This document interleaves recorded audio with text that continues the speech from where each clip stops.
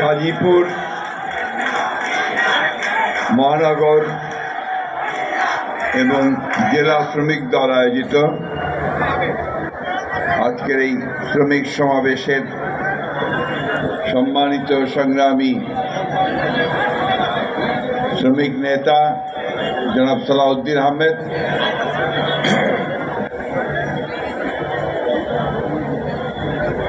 আজকে এই সমাবেশে উপস্থিত আছেন আমাদের বাংলাদেশের রাজনীতিতে একজন নতুন তারকা, নতুন বলবো না, অত্যন্ত সাফল্যের পরিচয় দিয়ে এবং সর্বোপরি বাংলাদেশের অবিসংবাদী নেতা,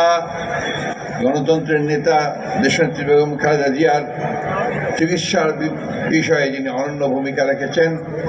আমাদের জাতীয় স্থায়ী কমিটির সদস্য ডক্টর জাহিদ হোসেন।